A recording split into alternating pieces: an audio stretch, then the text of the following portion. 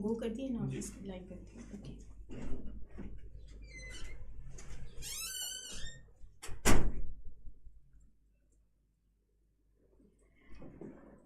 Students आना शुरू हो गया है।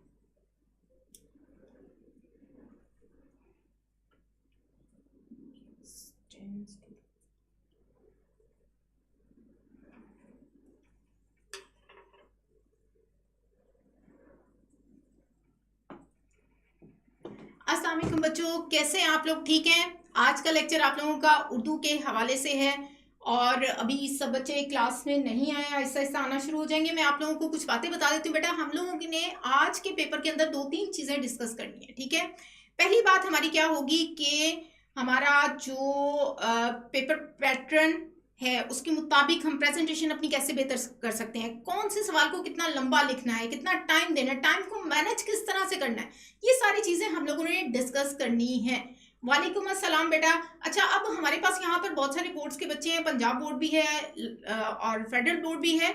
तो स्टार्ट हम बेटा करेंगे यहाँ पे पंजाब बोर्ड के साथ और फिर आपको लेके आएंगे अपने फेडरल बोर्ड पर, और सारे बच्चों की सारे जो मसाइल हैं उनको हम यहाँ पर डिस्कस करने जा रहे हैं, ठीक है। तो सबसे पहले बेटा हम लोग देखते हैं पंजाब बोर्ड का उर्दू का पर्चा हल करने के रहनुमा उसूल। अच्छा, अब यहाँ पर मैं एक चीज बताती चलूं कि बिल्कुल एंड वाला टाइम आ चुका है। बच्चे जो हैं बड़े घबराए हुए हैं, बड़े परेशान हैं। उनमें से बहुत सारे बच्चे ऐसे हैं कि जो ये समझते थे कि उर्दू का आखिरी 1 महीने में तैयारी हो सकती है। अब जब वो सिलेबस खोल के देख रहे हैं, इतना कुछ करने वाला है, उनको समझ नहीं आ रहा कि हम किस तरह से इसको लेके चलें, कहाँ से बात का सिरा पकड़े और किस तरफ इसको लेकर आए। परेशान हो गए हैं, ठीक है। तो परेशान नहीं होना। अब आप लोगों को कुछ टिप्स देने की जो एक मौका है वो आ चुका है, वो आपको बताया जाने वाला है कि किस तरह से आप बेहतरीन तरीके से अपने नंबर हासिल कर सकते हैं, ठीक है, और उसको मैक्सिमम लेवल पर अपने पेपर को बेहतर बना सकते हैं। अब यहाँ पर मैं कुछ अगर मतलब सीनियर लोग और कुछ अदबी किस्म के हमारे वो जो असातिज़ा हैं वो देख रहे हैं, तो मैं उनसे थोड़ी सी माजरत चाहूँगी कि ये हमारे वो वाले बच्चे अब कि बिल्कुल लास्ट मोमेंट के ऊपर कुछ अहम बातें इन लोगों को बताती हैं, कुछ ऐसी बातें जो उसूलों के खिलाफ हैं, ठीक है। मतलब वो नहीं इस तरह से हम लोग ये ट्रिक्स कर सकते, मैं नहीं मुनासिब समझती। जब मुझे बच्चे कहते हैं ना कि हम कैसे तैयारी करें, तो मैं तो 100% तैयारी करवाने की कायल हूँ, लेकिन अब टाइम की नवैयत को देखते हुए थोड़ा सा आप लोगों को वो जिसको आपकी जुबान में कहते हैं जुगाड़ लगाना, ये जुगाड़ लगाने के तरीके आप लोगों को मैं बताने लगी हूँ। हो सकता है कि हमारे कुछ लोग ये इस चीज़ को नामुनासिब समझे, तो उनसे मैं पहले ही माजरत चाहती हूँ, ठीक है जी जनाब। तो आ जाते हैं हम अपने पर्चे की तरफ। पंजाब बोर्ड का पर्चा हम लोग किस तरह से इसको हल करते हैं, इसको अब देखने जा रहे हैं। बेटा ये जरा देखिएगा कि क्या आपने कहां से स्टार्ट करना है।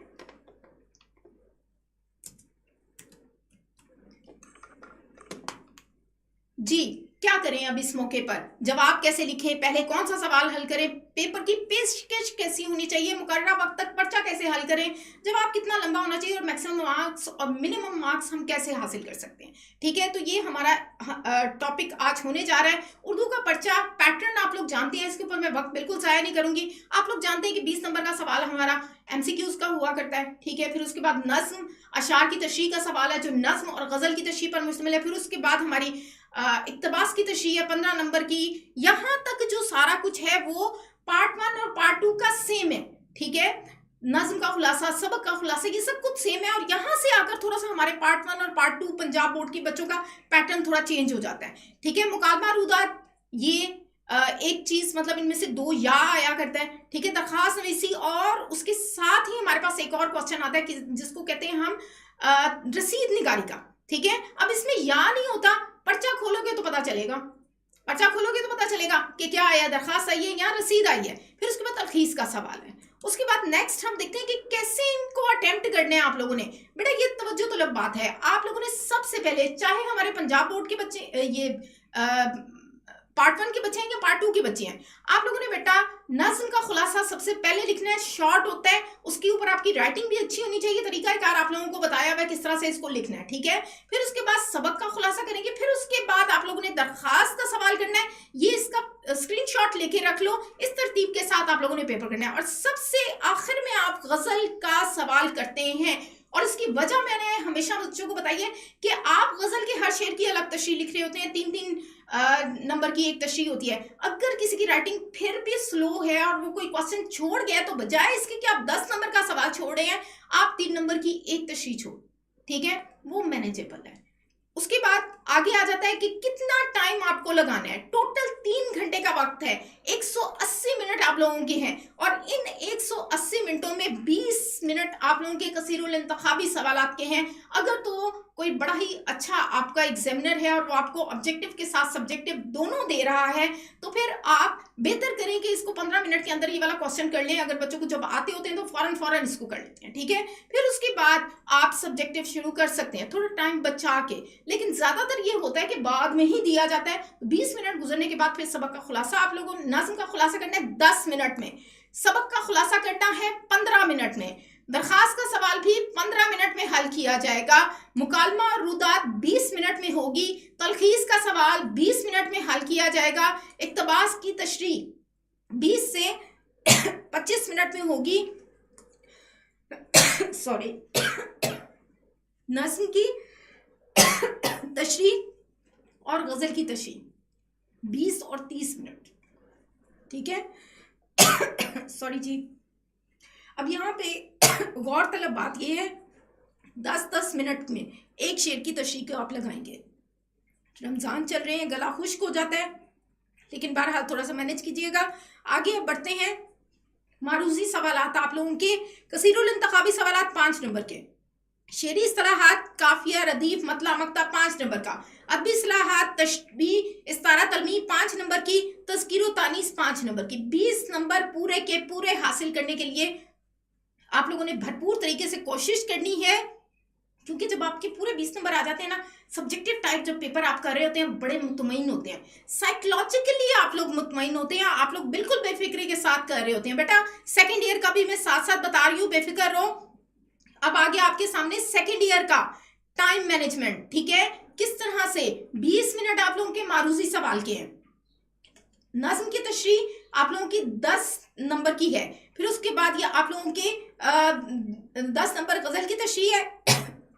मैंने बताया था सारा कुछ सेम है, 2 क्वेश्चन एंड पे आके आपके अलग है, 20 नंबर का मजमून और 10 नंबर का खत नवीसी। खत नवीसी की जगह पर आप बीती भी आ सकती है, ठीक हो गया। ये सेकेंड ईयर का आप लोगों का है। और अब इसकी जवाब लिखने की तरतीब कैसी होगी, यहाँ पे अब ये आप लोगों को देखना है। आप लोगों ने बेटा 5 नंबर सवाल जो नज्म की खुलासे वाला है, ये सबसे पहले करना है, ठीक है। सेम वही आप सबक का खुलासा फिर उसके बाद कर रहे हैं, उसके बाद आप खत लिख रहे हैं। खत हमेशा नए सफे से शुरू किया जाता है। बेटा अब ये दोनों बच्चे मेरे बात गौर से सुन ले। पार्ट 1 में आप लोग जब रसीद का या फिर दरखास्त का सवाल कर रहे होते हैं, उसको नए सफे से शुरू करना है, और खत का सवाल जब पार्ट 2 में आप लोग कर रहे हैं, तो इसको भी नए सफे से शुरू किया जाएगा। इक्तबास की तशरीह फिर करेंगे, मतलब सारी तशरीह हाथ करने के बाद एंड पर आप लोगों ने मजमून करना है। और मजमून एंड पे करने की वजह यह है कि आपको 6 से 8 सफ़ात 8 साइड्स लिखनी है मजमून की। हस्ब ज़रूरत अगर लग रहा है टाइम थोड़ा कम हो गया तो हासिल कलाम लिखने से पहले 1-2 पैराग्राफ एक दूसरे से मर्ज कर दो। मैंने 15-15 पैराग्राफ 16 पैराग्राफ आप लोगों को लिखने के लिए कहा हुआ है, ठीक है। तो आप शॉर्ट कर दो उन पैराग्राफ्स को, मटेरियल सारा ऐड करो, हवाले सारे ऐड कर दो, लेकिन उसको लिखते हुए थोड़ा मुख्तसर कर लो। एंड पे आप लोगों को 40 से 45 मिनट अपने मजमून के लिए बचाने हैं, ठीक है।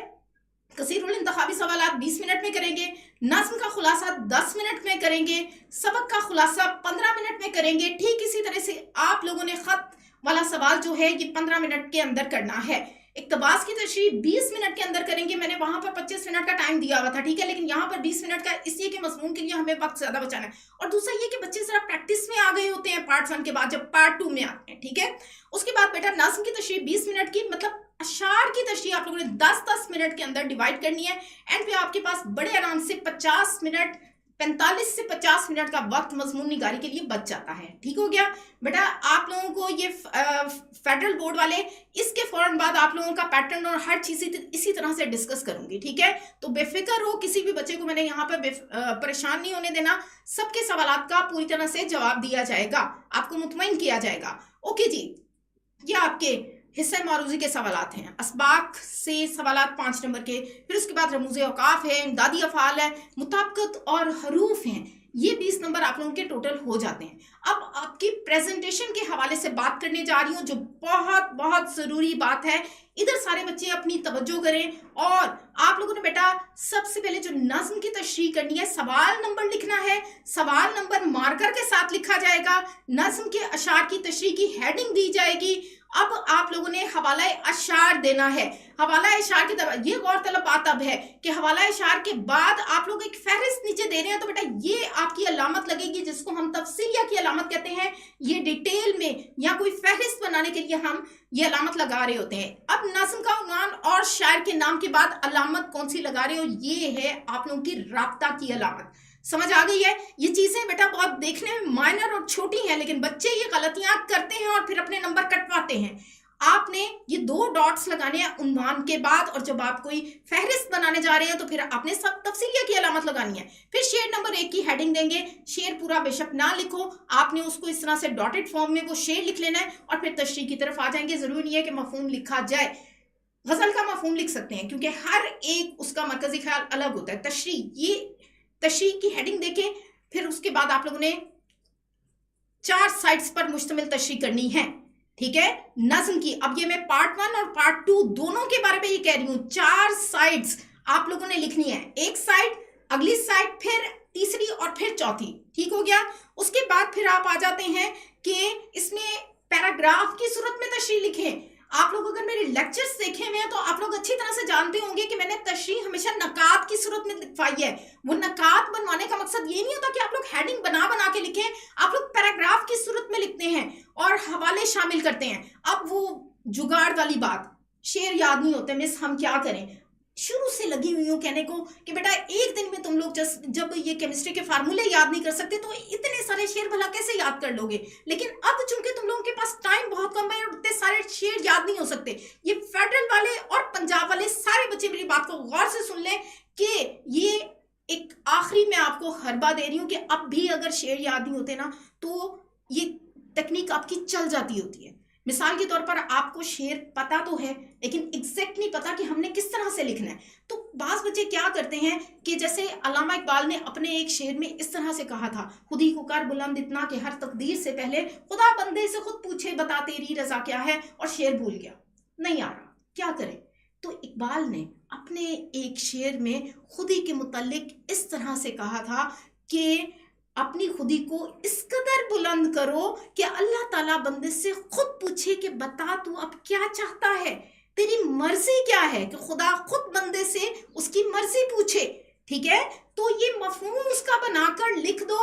हेडिंग की हेडिंग बन जाएगी, वो हेडिंग कह रही हूँ, हवाले का हवाला बन जाएगा और आप लोगों की एक बात भी वाज़ेह हो जाएगी जो आप कहना चाहते हो। ठीक है, तो ये चीज़ चल जाती होती है। अगर आपने अच्छे तरीके से लिखा हुआ है, राइटिंग प्रेजेंटेशन आपकी बेहतर है, तो ये तकनीक काम कर जाती है।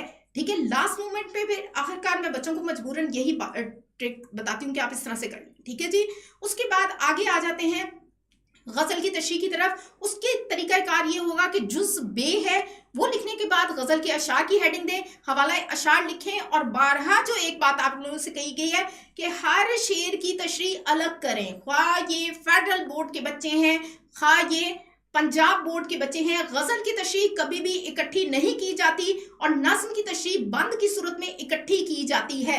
इस चीज को आप लोगों ने फोकस करना है। बेटा ये सेकंड ईयर वालों का भी अभी तक ये सेम ही पैटर्न चल रहा है। जहां पर सेकंड ईयर की चीज थोड़ी डिफरेंट आती है वहां पर आकर मैं आपको अलग से इसका बता देती हूँ। ठीक है, तो ये पैटर्न अभी पार्ट 1 और पार्ट 2 का सेम चल रहा है पंजाब बोर्ड का। ठीक हो गया। उसमें आप लोगों ने क्या करना है, हवाला अशार देंगे, उसमें इंपॉर्टेंट चीज है शायर का नाम जो कि 1 नंबर का है और 3-3 नंबर की अलग अलग तशरीह है। मफहूम आपको अच्छे तरीके से शेर का समझ आना चाहिए। जब मफहूम पता होगा तो एक एक शेर को अलग अलग नकात की सूरत में आप बयान करेंगे। 2 साइड्स लिखी जाएंगी, बेशक वो बच्चे किसके हैं, पार्ट 1 के हैं या पार्ट 2 के हैं, 2 साइड्स, 1.5 से 2 साइड्स जरूर लिखें। ठीक हो गया। उसके बाद नेक्स्ट आपकी ये क्या है कि गैर जरूरी बातें बिल्कुल नहीं करनी। अब जैसे अहमद नदीम कासमी की गजल नंबर 1 का मैंने टेस्ट दिया हुआ था, बच्चे ने टेस्ट किया है, वो खुदा का नाम है, जब महबूब को रगड़ना शुरू किया है, महबूब पे उसकी बात चल रही है और भाई उसके अंदर तो सिरे से महबूब है ही नहीं है। ठीक है, तो मफहूम समझ लो, पता होना चाहिए क्या है उसके अंदर।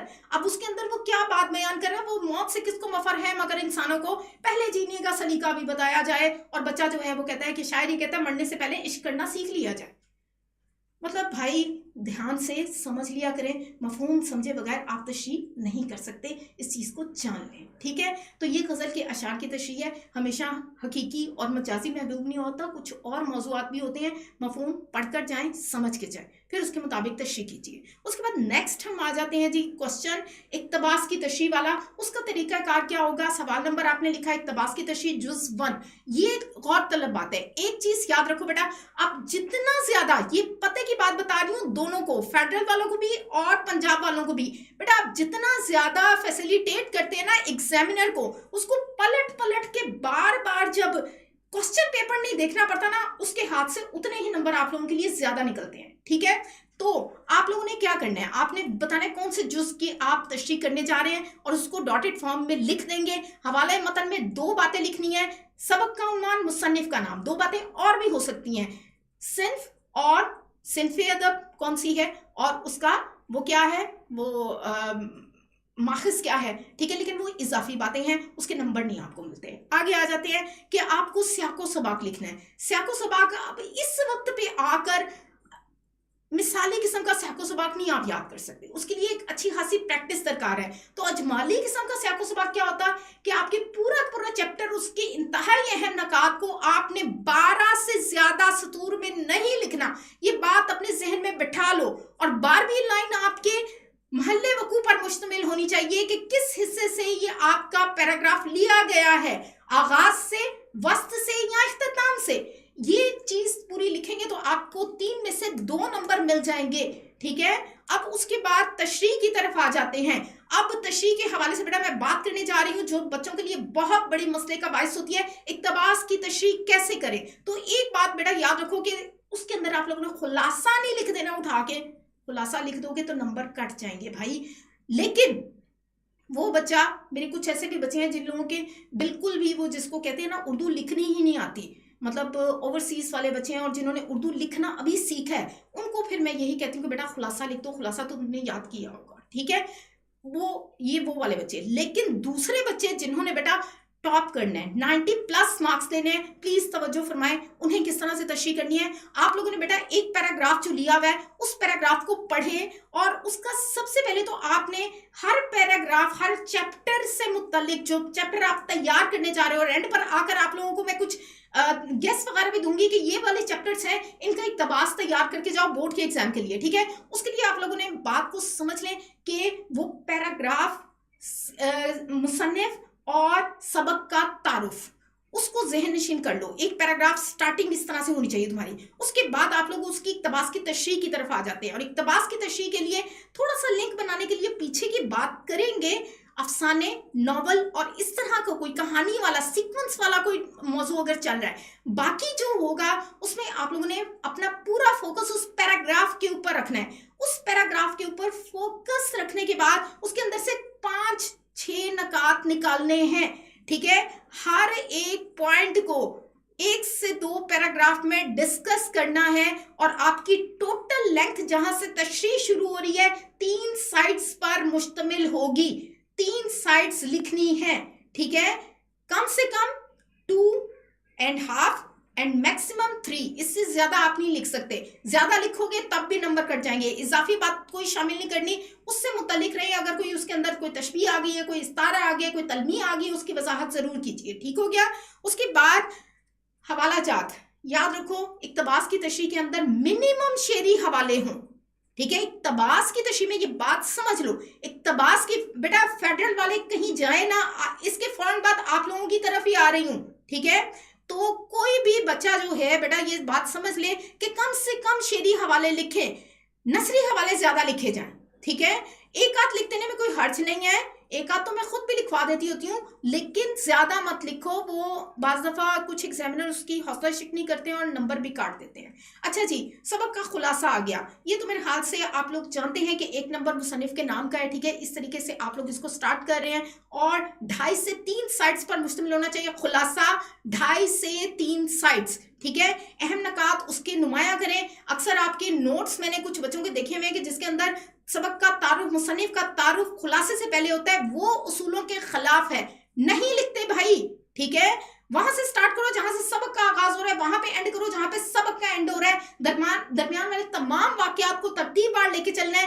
अहम नकात को इस तरह ही मार्कर के साथ नुमाया करना है जैसे ये मैंने रेड करके तुम लोगों को यहाँ पे लिखा हुआ, नीचे लकीर नहीं लगा देनी है। मुझे बड़ी हैरत होती है बच्चे जब वहां पे लिख देते हैं मार्कर के साथ और नीचे लकीर भी लगाए थे, इतना को कोई गंदा लगता है कि अब मैं क्या बताऊं, ठीक है। तो आप बेटा खुद सबसे पहले अपने नकात हैं अपने पर्चे के, आपने देखना है कि आपका पेपर कैसा लग रहा है, ठीक है। उसके बाद आगे आ जाते हैं, नज्म का खुलासा 1 पैराग्राफ में लिखा जाएगा, 1 पैराग्राफ से ज्यादा नहीं होना चाहिए, और पैराग्राफ भी 12 से, बहुत भी लंबी नज्म है तो ठीक है 15-16, बड़े बड़े जिनकी हैंड राइटिंग है ना, वो जिनकी राइटिंग मैं अब क्या ही बताऊं कि इतनी को कोई बड़ी कर देते हैं ना कि मुझे समझ नहीं आता कि 2-2 लाइनों पे एक लफ्ज आ रहा होता है, ठीक है। 15-16 उनके बन सकते हैं, लेकिन एक नॉर्मल बंदे की जो हैंड राइटिंग होती है ना, उसमें 12-13 लाइन से लंबा खुलासा ना हो, ठीक है। समझ आ गई है बात की। और फिर उसके बाद आप लोगों ने तशरीही अंदाजा इख्तियार नहीं करना, शायर कहता है, शायर बयान करता है, ये नंबर कटवा देगा, ये याद रखना है, ठीक है। और अहम नकात को पैराग्राफ की सूरत में लिखना है, और फिर उसके बाद कोई हवाला खुलासे के अंदर ना ही सबक के और ना ही नज्म के शामिल ना करें। समझ आ गई है? अब मतलब इतनी दफा ये चीजें बताई होंगी ना, फिर भी बच्चे जब लिख देते हैं ना तो फिर मैं सर पकड़ के बैठ जाती हूँ। अच्छा जी, दरखास्त नवीसी का सवाल हो गया। ये दरखास्त का पैटर्न है जो 12 आपको बताया गया, आपके सामने है, इसका स्क्रीनशॉट ले लो। मैं यहाँ पे पढ़ाने नहीं आई, मैं सिर्फ पैटर्न बताने आई हूँ। और उसके बाद आ जाती है मुकालमा नवीसी। यहाँ पर गौर तलब बात है, यहाँ पे बच्चे गड़बड़ करते हैं, ठीक है। आपका मुकालमा, सवाल नंबर लिखा, मुकालमा नवीसी की हेडिंग दी, हिदायत आपके लिए क्या है कि 3 से 4 साइड्स पर मुश्तमिल होनी चाहिए। बड़ी बड़ी हैंड राइटिंग वाले 4 साइड्स लिखेंगे, छोटी छोटी हैंड राइटिंग वाले 3 साइड्स तो लाजमी लिखेंगे। अस्सलाम वालेकुम, वालेकुम अस्सलाम, ये जैसे यहाँ पे लिखा हुआ ना इस तरह से लिखा जाएगा। यहाँ पे नंबर कटवा देते हो, अगले साल फिर खत में भी जाके ना पार्ट 2 में वहां पे भी नंबर कटवाते हो। फिर उसके बाद किरदारों के नामों के बाद एक तो ये याद रखो, मार्जिन लाइन के इस तरफ करके खबरदार किसी बच्चे ने लिखा किरदार का नाम, ठीक है। यहाँ पे ये मार्जिन है, पीछे करके लिख देते हैं गाहक। मेरे सामने बच्चा होना तो मेरा दिल करता है मैं कान खींचूं और उसे कहूं 100 दफा तुम्हें एक बात बताइए क्लास में समझ नहीं आती। ऐसा इम्तहान होता है ना एग्जामिनर का, जब पर्चा होता है और बच्चा सामने नहीं होता, कभी सामने आके बैठे ना और फिर मैं उसको बताऊं तो फिर सेट हो जाए, ये दोबारा गलती ना करें, ठीक है। ये तरीका बिल्कुल गलत है आपका, ठीक है। आप लोगों ने क्या करना है, ये आपकी मार्जिन लाइन है, इसके बाद आप लिख रहे हैं गाहक, उसके बाद अलामत जो लगा रहे हो वो है ये राब्ता की अलामत, 2 डॉट्स ऊपर नीचे। अगर इसके बाद तुम लोगों ने ये लगाया ना तो फिर नंबर कट जाएंगे, फिर मुझे ना कहना, ठीक है, कि किसने गलत बात बताई है। अच्छा, ये हो गया। फिर उसके बाद खरीदार, ठीक है, खरीदार है यहाँ फल फरोश है। उसके बाद ये अलामत, अच्छा अब ये बिल्कुल एक सीध में होना चाहिए तुम लोगों की, ये अलामत बिल्कुल सीध में आनी चाहिए। इसका तरीकाकार भी मैंने बच्चों को बताया हुआ है। वो क्या है कि आप लोगों का सफा है ना, उस सफे को वहां से फोल्ड कर दो, एक सीधी लकीर खुद ब खुद आ जाएगी, ठीक है। बास बच्चे क्या करते हैं कि एक सीधी लकीर आनी चाहिए, वो लकीर ही खींच देते हैं, ठीक है। ये भी नहीं करना, इसके भी नंबर कट जाते हैं। ये हो गया। अब अगर बिलफर्ज आप लोगों का मुकालमा चल रहा है, ठीक है, फल फरोश की बात लंबी होगी तो उस किरदार के नाम के नीचे कोई लफ्ज तुम लोगों ने नहीं लिखना, ये इस साइड पे बात करोगे। 3 लाइनों से लंबी तुम लोगों की एक मुकालमा नहीं होना चाहिए, उसके बाद चेंज कर दो, ठीक है। मंजर कशी शुरू और आखिर में लिखते हैं, दरमियान में करके वो जो बार बार हर डायलॉग के बाद वो तुम लोग करते हो ना बेटा, वो ड्रामे में होता है, वो इस तरह से मुकालमे में नहीं हो सकता, ठीक हो गया। और ये बाकी ये चल रहा है, आप लोगों को बता दिया सारा कुछ। अच्छा, अब रुदाद नवीसी की तरफ आ जाते हैं। रुदाद नवीसी 3 से 3.5 पैराग्राफ पर मुश्तमिल होती है, ठीक है। उसमें आपका शुरू से आखिर तक जो आप वाकयात बयान कर रहे हैं ना, उसको आपने पहले बताना है मौजू उसको कब तरतीब दिया गया, तरतीब मंजर कशी उसकी बयान करेंगे, फिर उसके बाद ज़ाती और इज्तिमाई तौर पर जो वाक़यात हैं वो बयान करेंगे, और फिर प्रॉपर एक उसकी एंडिंग करेंगे। ठीक है, इसका मुकम्मल तरीका आप लोगों को वीडियोस की सूरत में मिल जाएगा। मैं इसको ज़्यादा सम अप कर रही हूँ ताकि आप लोग सिर्फ इसको पूरा देख सकें। ठीक है, आपने देखना है, आंखों देखा हाल कि वहां पे क्या हो रहा है, ऑडियंस क्या कह रही है, लोग क्या कह रहे हैं, वो सारी चीजें खुद भी साथ साथ बयान कर रहे हैं, अपने तासुरात भी कलमबंद कर रहे हैं, और एंड तक फिर उस रुदात को लेकर आते हैं। ठीक है, पैराग्राफ की सूरत भी होनी चाहिए, अंदर हवाले जरूर शामिल करनी है, ये याद रखें। उसके बाद आ जाती है तलखीस का सवाल।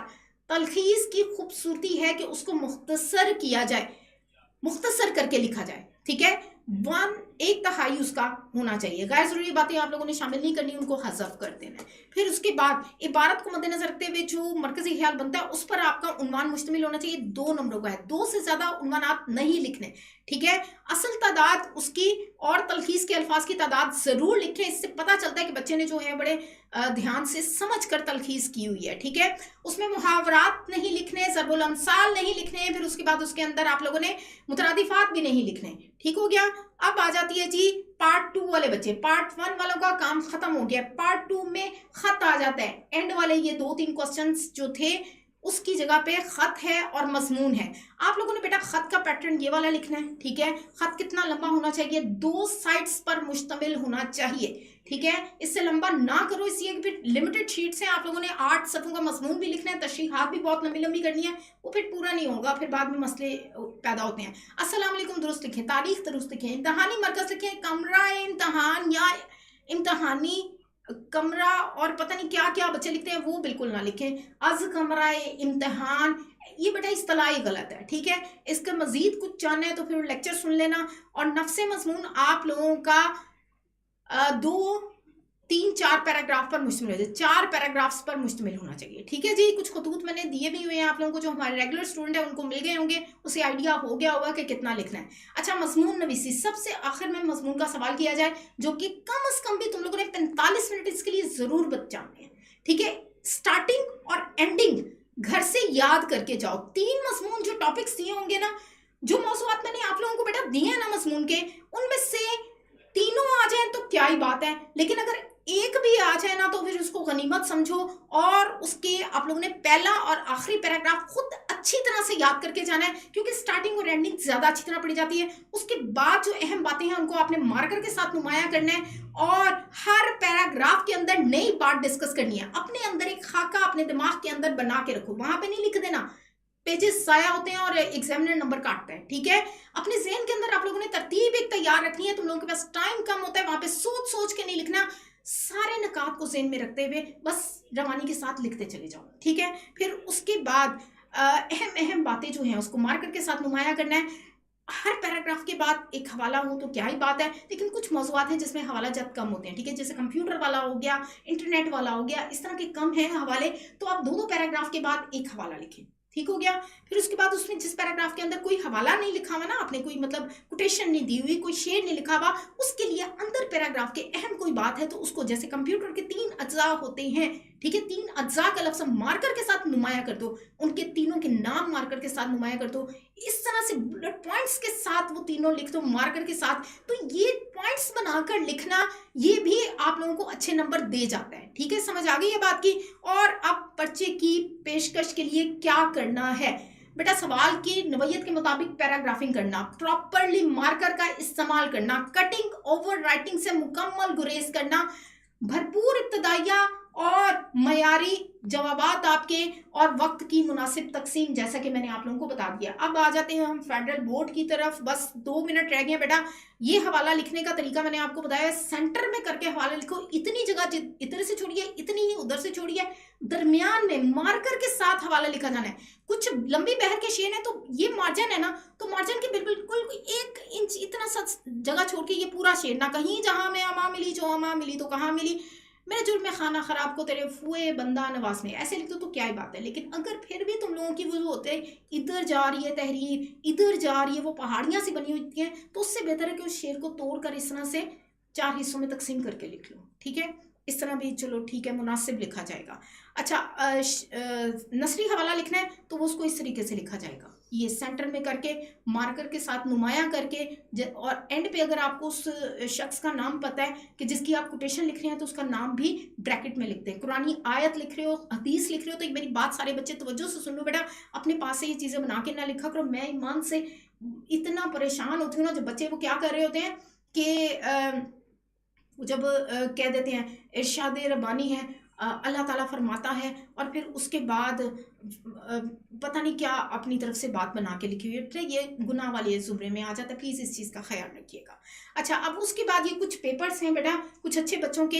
ये मेरी एक टॉपर रही है, उसने बेटा सवाल, हालांकि ये चीज़ मुझे इस तरह से पसंद नहीं है, ये इस तरह से लिखी हुई, ये सवाल को इस तरह लटका के, लेकिन फिर भी इसकी राइटिंग काबिल कबूल है और अच्छा लिख लेती है, ठीक है। अब ये इस तरह से देखो, ये सियाको सबाक लिखा हुआ है, सबक का उन्वान, मुसन्निफ का नाम, फिर इसी तरह से ये तशरीह बड़ी अच्छी इस बच्चे ने की हुई है, ठीक है। ये इस तरह से मैं कह रही हूँ कि आप इंट्रोडक्शन लिखते हैं, दरमियान में बीच बीच में अहम बातें नुमाया करके लिखते हैं, फिर उसके बाद ये तशरीह चल रही है और उसमें ये 3-3.5 साइड्स पर मुश्तमिल तशरीह उसने की हुई है, थोड़ी आगे पीछे हो गई है, ये इधर यहाँ पे आकर ख़त्म हो रही है, ठीक है। तो 3-3.5 लाइन सफ़े नहीं होंगे आपके, 3 साइड्स बस होंगी। इस तरह से आप तशरीह करेंगे, कुछ हवाला चाहत, और ये देख लो दरमियान में ये चीज़ें इस तरह से नुमाया की हूँ, ठीक है। उसके बाद ये एक पेपर और है। अब यहाँ पे देखो सर सैयद के आदात व हसाइल, आदात नहीं है, सर सैयद के अखलाको हसाइल हैं, यहीं पे आप लोग नंबर काट देते हो। ये पार्ट 1 के बच्चे हैं, ठीक है। फिर उसके बाद ये देखो, ये जैसे आप लोगों ने ये लिखा हुआ है, मैं इस चीज़ को कहती हूँ अस्सलाम वालेकुम किस तरह से लिखा हुआ है, ये नंबर कटवाती हैं। लिखा सही होता है, मवाद अंदर सही होता है, लेकिन प्रेजेंटेशन का तरीका सही नहीं है तो फिर नंबर कट जाते हैं, ठीक है। ये चीज़ ऐसे नहीं होगी, जैसे मैंने बताया वैसे आप करोगे। बस ये आपका काम ख़त्म हो गया।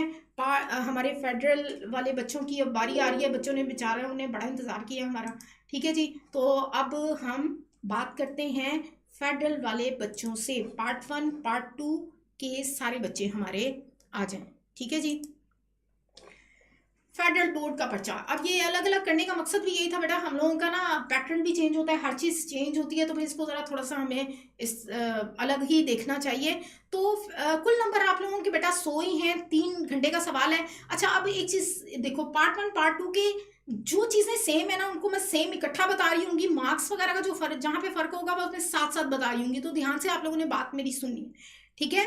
ये है आप लोगों के मौज़ूआत पार्ट 1 वाले बच्चों के, ठीक है। जो बारहा बच्चे मुझे कहते हैं कि ये क्या करें हम इसको, कि कौन कौन से मौज़ूआत हमें जो हैं वो ग्रामर के आएंगे, हमें कॉलेज में इस तरह से बताया गया, एकेडमी में इस तरह से बताया गया। तो बेटा ये आपके SLO के तहत जो मौज़ूआत दिए गए हैं ग्रामर के, MCQs और फिर शॉर्ट क्वेश्चन आंसर के लिए, वो ये वाले हैं, ठीक है। साबके लाक़ी, तस्कीर व तानीस, हरूफ़ो मुरक्कबात, मुतज़ाद मुतरादिफ, रोज़मर्रा, ये पार्ट 1 वालों का है, ठीक है। पार्ट 2 वालों के भी मौज़ूआत में बताती हूँ, डोंट वरी, ये पार्ट 1 वालों के मौज़ूआत हैं, ठीक है। रोज़मर्रा, मुहावरा, ज़रबुल अमसाल, असनाफ़े नज़्म व नसर, नज़्म भी नसर भी इल्मे बयान है, जिसके अंदर आपकी तशबीह, इस्तारा, कनाया और मजाज़ मुरसल और शेरी इस्तिलाहात, मतलब वहाँ से आप शुरू कर देते हैं। शेरी इस्तिलाहात अपनी करनी जहाँ से वो क्या कहते हैं कि शेर का पहला मिसरा, दूसरा मिसरा, फिर उसके बाद गज़ल का बेहतरीन शेर, फिर उसके बाद आपका वो मतला, काफिया, रदीफ ये सारी चीज़ें आ जाती हैं, ठीक है।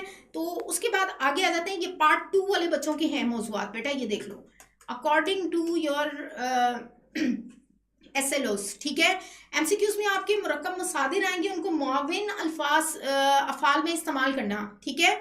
इमदादी फेल जिसको आप कहते हैं, मुतलिक फेल का इस्तेमाल और उसकी तारीफ आनी चाहिए। इल्मे बयान, इल्मे बदी, सनतों का इस्तेमाल प्रॉपर तरीके से करना, ये आना चाहिए। असनाफ़े सुखन की पूरी तारीफ आप लोगों की, वो नज़्म वाले जो हैं, ठीक है, सारी असनाफ उनकी तारीफ। फिर उसके बाद इश्तिकाक, मुश्तकाक, वसफ़ी, लुग़वी, स्लैंग, बोलचाल, इसमें आप लोगों के फिर मुताबिकत के उसूल और रमूज़े औकाफ भी आ जाते हैं, ठीक है। ये मौज़ूआत हैं पार्ट 2 के बच्चों के। MCQs आपका टाइम दोनों का सेम है, 25 मिनट का, और 20 नंबर आप लोगों के MCQs के हैं। फिर उसके बाद बेटा आपका वक्त 3 घंटे है, 180 मिनट्स, और इसको पार्ट 1 वाले बच्चे किस तरह से अपने ये मिनट डिवाइड करेंगे। मारूजी आपका 25 मिनट का है, ठीक है। उसके बाद 20 नंबर और 25 मिनट मुख्तसर सवालात के जवाब, जिसके अंदर आप लोगों के इक़्तिबास में से भी सवालात हैं। फिर उसके बाद आप लोग देखते हैं उसमें नस्म के सवालात भी हैं और उसमें आपकी ग्रामर के सवाल भी हैं, गज़ल के सवाल भी हैं, ठीक है। ये सारे पोर्शन मिला के 48 नंबर का आपका ये पूरा पोर्शन बनता है, और उसके लिए 100 मिनट्स का टाइम आप लोग लेंगे, ठीक है। 100 मिनट्स यानी कि 1 आवर एंड कितने वो हो जाते हैं 60 मिनट का और 40, मतलब ये कि 1 आवर एंड कितने मिनट 40 मिनट हो जाते हैं। हाँ, इतना टाइम आप लोगों ने लेना है, ठीक है। उसके बाद तशरीहात आप लोगों की 1.5 पेज की होती हैं, 2 साइड्स की होती हैं। गज़ल की बस लंबी लंबी है, उसका आप लोगों ने ये टाइम इस तरह से लेना है, 10 10 और 15 मिनट आप इसमें लेंगे, ठीक है। लाहौर बोर्ड का बेटा अभी मैंने बताया, मेरा बच्चा रावलपिंडी बोर्ड, ये सारा मैं आपको बताया। उसके बाद फिर ये देखो कि दरखास्त नवीसी, ये 5 नंबर का सवाल है, 10 मिनट के अंदर आप लोग करेंगे। रुदाद रिपोर्टास और रिपोर्ट निगारी वाला काम, ये आप लोगों ने कितने मिनट में करना है, ये आपने 10 मिनट के अंदर करना है। फिर उसके बाद पार्ट 2 वाले बच्चों का हम देख लेते हैं बेटा। पार्ट 2 वाले बच्चों के मार्क्स भी कम होते हैं, ठीक है। इधर सवाल आपके जवाब 4 नंबर का एक सवाल है, और इस तरफ आप लोग देखते हैं कितने मार्क्स का सवाल है, आप लोगों का 3 नंबर का सवाल होता है, ठीक है। तो 20 नंबर का सवाल आपका मारूजी वाला है, ये आपने 25 मिनट में करना होता है, ये बोर्ड नहीं दिया हुआ है, वरना मैं तो समझती हूँ कि 20 मिनट बहुत है इसके लिए। अच्छा, अब उसके बाद मुख्तसर सवाल है, 36 मिनट नंबर का सवाल है, 90 मिनट आप लोग इसके करेंगे, ठीक है। मैं ये कम क्यों कर रही हूँ कि दरमियान में आप लोगों के कुछ क्वेश्चन कम भी हैं, ठीक है, पार्ट 1 के हवाले से अगर हम देखें तो। फिर उसके बाद तशरीहात आपकी 21 नंबर की हैं, और 10-10 मिनट के अंदर आप लोगों ने करनी है। ज़रा थोड़ी सी अपनी स्पीड बढ़ानी होगी, क्योंकि आप लोगों को मजमून लिखना होता है, 25 मिनट उसके लगने हैं। 15 नंबर का सवाल है, खत का ये दरखास्त नवीसी खत या बीती वाला सवाल आपका आता है 8 नंबर का, और इसको 10 मिनट के अंदर आप लोगों ने करना है। इसके पेजेस कितने कितने होंगे, अब मैं आगे चल के इसके बारे में आपके डिस्कस करती हूँ। सबसे पहले बेटा आप लोगों का ये 2 घंटे और 35 मिनट, मतलब 25 मिनट जब हम उधर से निकाल देते हैं तो 2 घंटे और 35 मिनट का आपका वक्त है। 80 नंबर का पेपर है, और हिस्सा नसर आपकी ये पार्ट 1 वालों को और पार्ट 2 वालों को, दोनों के लिए ये जो इबारत से सवालात आएंगे ना, वो फेडरल बोर्ड की किताब के अंदर से ही आएंगे, ठीक है। फेडरल बोर्ड की किताब के अंदर से ही आएंगे, बाहर से नहीं आएंगे। पार्ट 2 वाले भी ये बात समझ लें, ठीक है। 6 सवालात, ये पहले मैं पार्ट 1 वालों की बात कर रही हूँ कि 6 सवालात आपको दिए जाएंगे, उनके आप लोगों ने जवाब देने हैं। और आखिरी वाला सवाल या की सूरत में होता है, उसमें तलखीस या मरकजी ख्याल लिखना होता है, या फिर उसलूब वगैरह इसके बारे में लिखना होता है। अच्छा, आप मेरी बात जरा समझ लें, तलखीस और मरकजी ख्याल का फ़र्क अक्सर बच्चे पूछते हैं कि क्या होना चाहिए। मरकजी ख्याल आप लोगों का जब आप लिखते हैं तो बेटा उसमें इंतहाई कोई एक पॉइंट उसके अंदर से निकालना है, या 2 पॉइंट्स ऐसे चूंकि इंतहाई अहम है, जबकि तलखीस के अंदर इसके तमाम नकात जो पैराग्राफ के हैं उनको आपने तरतीबवार मुख्तसर करके लिखना होता है, ठीक है। और ये 6 सवाल, 4 नंबर का सवाल 24 नंबर बन गया। अच्छा, अब आ जाते हैं पार्ट 2 की तरफ। आप लोगों ने बेटा 5 सवाल करने होते हैं। 5वां सवाल या की सूरत में होगा, ये करो या वो करो, ठीक है। ये आपकी पैराग्राफ के अंदर से ग्रामर से मुतालिक सवाल भी हो सकता है, ठीक है। और या इससे अंदर से कोई मतलब ऐसी कोई बात भी निकालने के लिए आपको कही जा सकती है, तलखीस भी कही जा सकती है, मरकजी ख्याल भी कहा जा सकता है, मुसन्निफ के असलूब पे गुफ्तगू करें, तज्जियाती सवाल भी हो सकता है, ठीक है। तो ये आपका सवाल। उसके बाद आ जाती है नज्म। हिस्सा नज्म में आप लोगों के बेटा जो पार्ट 1 वाले बच्चे हैं, वो दोनों पार्ट्स जो आपको आएंगे सवालात के जवाबात के लिए, वो आपके सारे के सारे फेडरल की किताब के अंदर से ही आएंगे, ठीक है।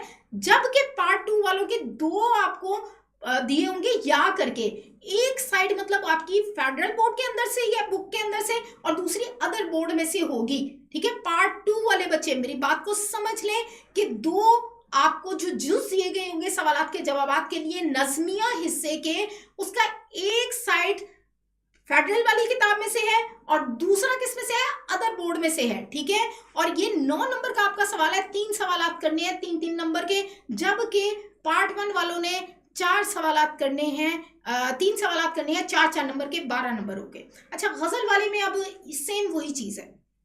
फेडरल पार्ट 2 वाले बच्चे जो है ना, उनको 2 वो उसमें क्वेश्चन दिए होंगे। एक क्वेश्चन आपकी अपनी बुक की गजल में से होगा और दूसरा अदर बोर्ड में से होगा, जबकि आपके ये पार्ट 1 वाले जो बच्चे हैं उनके दोनों के दोनों अशार और उससे जो मुतालिका सवालात हैं वो सारे के सारे आपको आपकी अपनी किताब में से ही दिए गए होंगे, ठीक है। और ये फिर आगे आ जाते हैं कवायद वाला हिस्सा। ये आप लोगों के जो मैंने अभी टॉपिक शुरू में आप लोगों को बताया ना, उन्हीं का स्क्रीनशॉट लेके रख लो बेटा, उसी में से आप लोगों को आएंगे।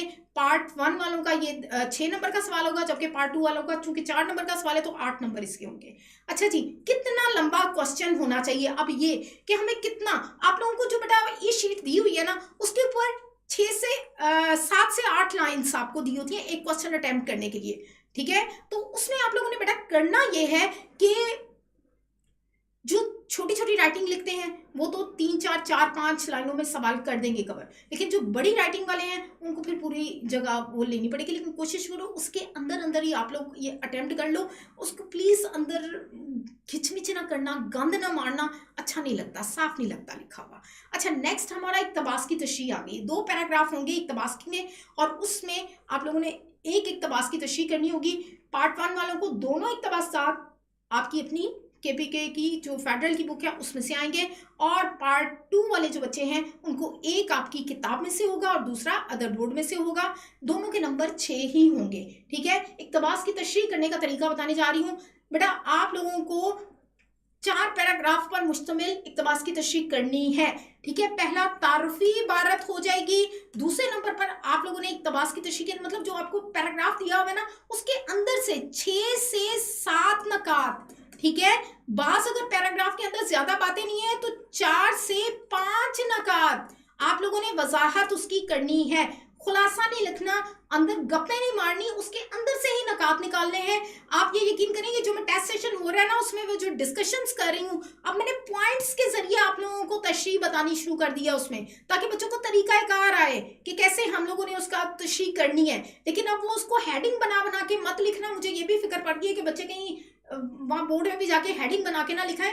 मकसद सिर्फ बताने का है कि वो पैराग्राफ है उसके अंदर से पॉइंट्स कैसे पिकअप करने हैं, उसको कैसे वहां से निकालना है, ठीक है। सिर्फ इस मकसद के लिए आप लोगों को मैंने वो पॉइंट्स बनाकर तशरीह करने का तरीका बता रही हूँ। अच्छा, नेक्स्ट आप लोगों का नज्म के अशार की तशरीह है। 2 अज्जा है, सेम वही बात आप लोग जानते हैं कि पार्ट 1 वालों को दोनों अज्जा आपकी अपनी किताब में से आएंगे। आपके पास अच्छा खासा एक चॉइस है, एक करो या दूसरी करो। अब दूसरे बच्चे हमारे जो पार्ट 2 वाले हैं उनको बेटा 6 नंबर का ये सवाल आएगा और उसमें एक अदर बोर्ड की होगी, तो आपने अपनी बुक के ऊपर ही पूरी तरह से फोकस करना है, ठीक है। पार्ट 1 वालों का 7 नंबर का ये सवाल होगा। नेक्स्ट हम गजल का देखते हैं। गजल की हर शेर की अलग अलग तशरीह होती है।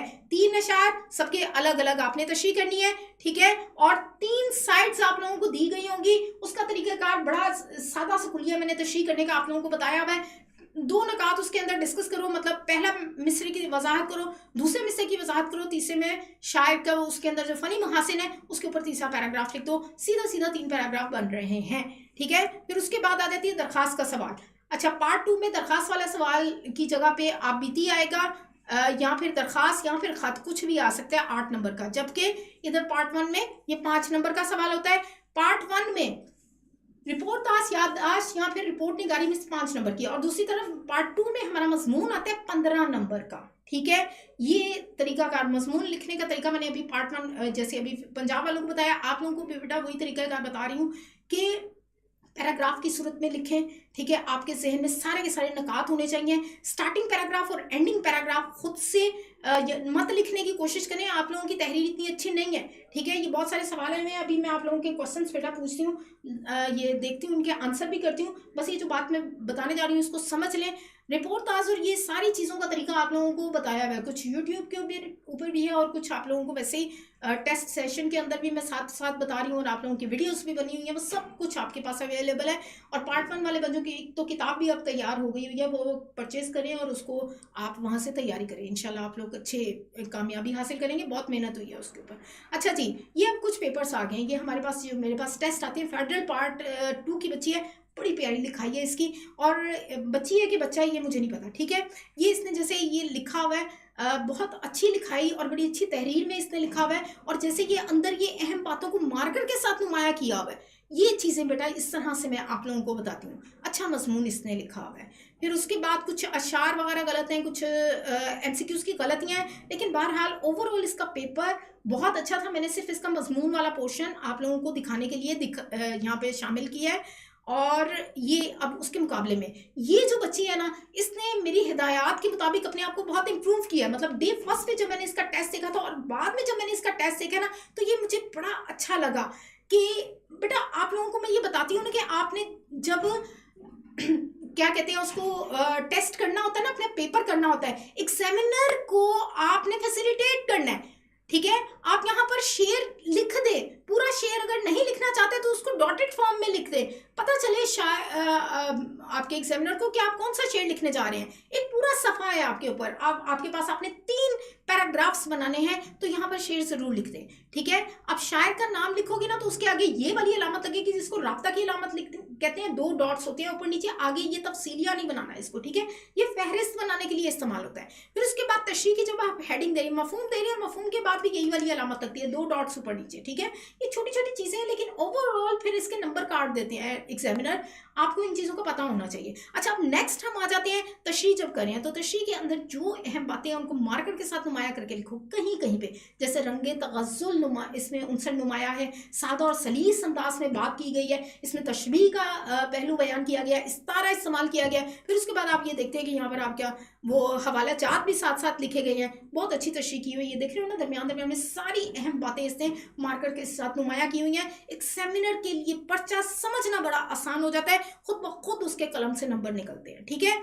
ये देखो किस कदर अच्छे तरीके से उसने ये हर चीज को बयान किया हुआ है। फिर शेर नंबर 2 आ गया, लेकिन यहाँ पर शेर नंबर 2 लिखना, मैं वही बात है, ये चीज कमी है और ये मैं आप लोगों को बता रही हूँ, जरूर इस तरह से करें, ठीक है। आपको और ज्यादा अच्छी बेहतर तरीके से ये नंबर मिल पाएंगे, ठीक है। शेर नंबर 3 आ गया है, और फिर उसके बाद हवाला मतन नहीं होता, हवाला अशार होता है, हवाला शेर होता है, ठीक है। बार बार लिखने की जरूरत नहीं है, इसको बार बार मत लिखें, इस चीज का भी आप वक्त बचाएं अपना।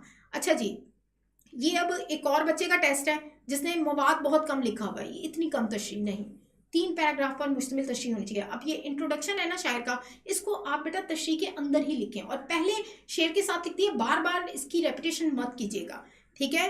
और ये देखो छोटी छोटी तशरीह, ये नंबर बहुत कम मिलते हैं इसके। हाँ, अलबत्ता इसने चीज़ें पूरी शामिल की हुई हैं, ये देखो, ये जैसे इस्तारा है और वो तशबीह इस्तेमाल की हुई है, ये भी इसने सारी हिदायत मेरी सुनी हुई है और उसके मुताबिक इसने किया हुआ है। अच्छा, अब इसकी राइटिंग का बेशक मसला है, लेकिन अब ये देख लो कि आप लोगों का ना प्रेजेंटेशन अगर थोड़ी सी बेहतर हो जाए ना, लिखने पढ़ने के काबिल है। एप्लीकेशन का पैटर्न बेटा मैं बता चुकी हूँ, ये सेम अभी मैंने पंजाब बोर्ड में आप लोगों को बताया, सेम ही पैटर्न है, ठीक है। वहां पर आप पीछे जाकर ना वीडियो वहां से स्क्रीनशॉट ले लो, पैटर्न उसका सेम है, इसलिए मैंने यहाँ पे दोबारा डिस्कस नहीं किया, ठीक है। ये चीज़ हो गई। अब क्वेश्चन के आंसर जब आपने देने होते हैं ना, अब यहाँ पर सवाल पूरा लिखने की आपके पास ना टाइम है और ना ही इतनी जगह है, तो कम से कम उसकी हेडिंग बना लो, ठीक है। पहले इसमें शिकवाए जुल्मत शब, ठीक है, तो शिकवाए जुल्मत शब के लफ्ज को यहाँ पे हेडिंग बना के लिख दो, पता चल रहा है आप किस सवाल का जवाब दे रहे हैं। एग्जामिनर बार बार पीछे मुड़ कर उसको नहीं देखता पेपर को कि बच्चा क्या कौन से क्वेश्चन का आंसर कर रहा है, ठीक है। तो बस यहाँ पर आकर मेरी बात खत्म होती है। और बेटा मैं एक बात आप लोगों को कहना चाहती हूँ कि कौन सी चीज़ें आप लोगों को कामयाब कर सकती हैं। आप लोगों की जहद मुसलसल, आपकी मेहनत, आपकी तवज्जो, इर्तिकास, दिलचस्पी और कामयाबी। वो कहते हैं ना, एक नींद मेरे ख्वाब को रखती है परेशान, एक ख्वाब मुझे चैन से जीने नहीं देता। तो आप लोगों के ख्वाब बड़े बुलंद हैं, उनको पूरा करने के लिए ज़रूरी है कि नींदों की कुर्बानी भी दी जाए, ठीक है। अच्छा, अब यहाँ पर बच्चे, अच्छा एक चीज़ अब ये कि हम लोगों का बेटा सेशन बड़ी तेज़ी के साथ एंड की तरफ जा रहा है, तो अभी भी अगर मतलब कोई बच्चा ये कम्युनिटी में शामिल होना चाहता है, कोई इनरोल होना चाहता है, तो हमारी टीम आप लोगों के साथ है। हम वक्त देखो रमज़ान में भी इस कदर वो सख्त रूटीन के साथ भी हम लोग आपके लिए ये सारी चीज़ें लेकर आ रहे हैं, सम अप कर रहे हैं, इन चीज़ों को आपके सामने लेकर आ रहे हैं ताकि आप लोग उनको बेहतरीन तरीके से पहुंचाया जा सके, ठीक है। तो अभी भी अगर किसी का कोई मसला होता है तो आप शामिल हो जाएं और अपने क्वेश्चंस का जवाब हमसे हासिल करें। मज़ामीन कितने इंपॉर्टेंट है, सारे इंपॉर्टेंट मज़ामीन आप लोगों को पीडीएफ की सूरत में दे दिए गए हैं, ठीक है। वो आप लोग अच्छी तरह से उसको देख लें। और क्या, और यहाँ पे तकरीबन मैंने सारी बातों के जवाब दे दिए हैं। अगर कुछ रह गया ना तो कम्युनिटी में ऐड हो जाओ, वहाँ पे मैं हर हफ्ते, अब ये हमारी थोड़ा सा ख़त्म हो रहा है ना ये हाफ बुक फुल बुक वाली, तो फिर हर हफ्ते क्या हर रोज़ मैं 1 घंटे के लिए चैट खोल दिया करूँगी और फिर वहाँ पर आकर आप डिस्कस कर लिया करना, ठीक है। और उर्दू की अशार समझाने के लिए बेस्ट टीचर, आहा क्या बात है, कसम से यही जो चीज़ें हैं ना, यही हम लोगों का सरमाया है हमारी ज़िंदगी का, कि बच्चे खुश कर देते हैं, ठीक है। और क्या है, मैम बता दें, एक दफ़ा नज़्मुल गज़ल बुक से आएंगी पार्ट 1 वाले बच्चे, ठीक है। पार्ट 1 वाले बच्चों को 100% बुक से आएंगी, इसलिए कि आप लोगों का जो बोर्ड की तरफ से पैटर्न आया ना वो इसी तरह से आया है। पार्ट 2 वाले बच्चों को नहीं, उन लोगों के जहाँ पे या है ना, तो वो या से इधर वाली आप लोगों की फेडरल में से है और दूसरी वाली जो है ना वो आप लोगों की अदर बोर्ड में से है। तो बेटा मेरा बच्चा है, मैं इसलिए, मुझे जब पार्ट 2 का बच्चे कहते हैं ना मिस गैस से दें गैस से दें, तो ये रिस्क वाली बात है। और मैं बताऊँ ज़ाती तौर पर, मैं तो हमेशा जब भी कोई गैस पे चीज़ छोड़ के जाती थी ना, वो अगर पिछले 6 सालों में नहीं ना आई तो लाजमी आ जानी है। तो मैं इस तरह का रिस्क नहीं लेती होती, ठीक है। अब आगे तजुर्बा करके ये हो गया, अब एंड पे आके कुछ बच्चों को जब पास करवाना होता है ना, तो तब गैस शैस मार देते हैं हम कि भाई ये कर लो ये कर लो। अल्लाह का शुक्र है, फिर उसके बाद मसले पे बैठ के दुआएं मांगते हैं या अल्लाह बच्चे को वही आ जाए जो मैंने बताया, वही कुछ आ जाए, और बस आ भी जाता होता है। ठीक है, इतना तजुर्बा तो हो गया ना, अब सारी जिंदगी तो गुजार दिया, चाटा चिट्टा कर लेता है पढ़ा पढ़ा के, अभी भी नहीं पता चलना कि हम लोगों ने क्या करवाना है बच्चों को। चलें जी मिस, मैम तशरीह करना पड़ता है, मफहूम लिखना ज़रूरी नहीं है, लेकिन अगर मफहूम लिखो तो उसमें साथ ये ना लिखना शायर कहता है, ये अल्फाज आप लोगों के नंबर कटवा देते हैं, ठीक है। सीधी सीधी तशरीह एक लाइन में आप लोगों का जो है ना, एक लाइन के अंदर अंदर वो मफहूम होना चाहिए, ठीक है। इंपॉर्टेंट मजमून दोबारा PDF में दे दे, ठीक है। मुजीब आप अगर इनरोल्ड हैं तो आपको मिल जाएंगे, वो आपको उस बैच में कर देंगे ऐड हमारी टीम, ठीक है, तो वो ये आपको मिल जाएंगे। अच्छा, second and third paragraph of तशरीह, कौन सी तशरीह की बात कर रहे हो? इक्तबास की तशरीह की बात कर रहे हो? उसमें बेटा आप लोगों के अगर पंजाब बोर्ड वाले बच्चे हैं ना, तो फिर आप लोगों के 2-2.5 साइड्स से लेकर 3 साइड्स तक तशरीह होती है, और अगर फेडरल वाले बच्चे हैं ना तो 1.5 से 2 साइड्स आप लोगों ने बस देखनी है, ठीक है। 3-4 पैराग्राफ, 3 पैराग्राफ कम से कम, ज्यादा से ज्यादा 4 पैराग्राफ। अब इसमें भी ये चीजें, एक चीज हाँ मैं मिस कर रही हूँ, बच्चे कह रहे हैं इक्तबास की तशरीह के अंदर जो कोटेशंस होती है वो कैसे बनानी है, उसको क्या करें। आप लोगों के बेटा सारे लेक्चर्स के अंदर मैंने मैक्सिमम जो इम्पोर्टेंट किस्म की वो जो है ना इक्तबास के साथ हवाला चार्ट वो साथ मैंने दिए हुए हैं, ठीक है। ऑलमोस्ट ओवरऑल आपका कोई भी पैराग्राफ आता है ना तो उसमें से कुछ ना कुछ चीजें तो वही वाली निकल आती हैं, और कुछ पैराग्राफ के अकॉर्डिंग चेंज भी हो सकती हैं। तो उन चीज़ों को अगर आप मद्देनजर रखेंगे तो इजीली, मतलब उतना ही अगर आप लोग तैयार कर लेते हो ना तो बड़े अच्छे तरीके से आप बाकी सारा वो उसको कर देते हैं। मैम इसमें जगह बहुत ज़्यादा होती है फेडरल बोर्ड की तशरीह के लिए, तो मैंने जगह भी, जितनी जगह है उसके मुताबिक ज़रा तुम खोल के देखो ना किताब, और ज़रा लेक्चर्स मेरे खोल के देखो, जितना मटेरियल बेटा मैंने तुम लोगों को दे दिया है ना, अगर तुम ये लिखो ना जगह कम पड़ जाएगी। अब एक चीज़ और है, मेरा ये काम रहता है और बस ये थोड़ा सा ये दरमियान में और हमारे टास्क आ जाते हैं जिसकी वजह से ये डिले चला गया। एक बच्चे ने, कई बच्चों ने मेरे से बल्कि फरमाइश की हुई है कि मैम ई शीट के ऊपर पेपर सॉल्व करके एक दफ़ा दिखा दें। वो काम बेटा मेरा चल रहा है और इंशाल्लाह ताला इसके ऊपर मैं कर रही हूँ बोर्ड, ये आप लोगों का फुल लेंथ पेपर, ये ईद से पहले वाला जो होने वाला है ना नियर पेयर का, उससे पहले ये एक वीडियो मैंने आप लोगों की बनाकर अपलोड करवा देनी है, ठीक है। तो ये सारे हमारे जो फेडरल वाले बच्चे हैं ना उनको बड़ा फायदा हो जाएगा, चाहे वो पार्ट 1 के पार्ट 2 के है, मैक्सिमम तो आप लोगों का सेम ही है, सिर्फ एंड पे आके मजमून और एक आध क्वेश्चन ही चेंज होता है, ठीक है। तो आपको दोनों को उसमें फायदा हो जाएगा। अच्छा, अब यहाँ पे और क्या कह रहे हैं मिस, इतने सवाल, इतने ज्यादा भी होले सवाल करो ना, अगर रह जाएगा कुछ तो फिर कम्युनिटी में ऐड हो जाए ना, वहाँ पे मैं बता दूंगी अगर कुछ मिस हो रहा है। क्या नज्म के हर शेर के साथ शेर नहीं, नज्म की नहीं अलग करनी, ये नोट कर लो, ये लिख लो सारे बच्चे, इसको ध्यान दे दो, ठीक है, कि आपकी नज्म की जो तशरीह है वो इकट्ठी की जाएगी और गजल की तशरीह हर शेर की अलग अलग होनी चाहिए।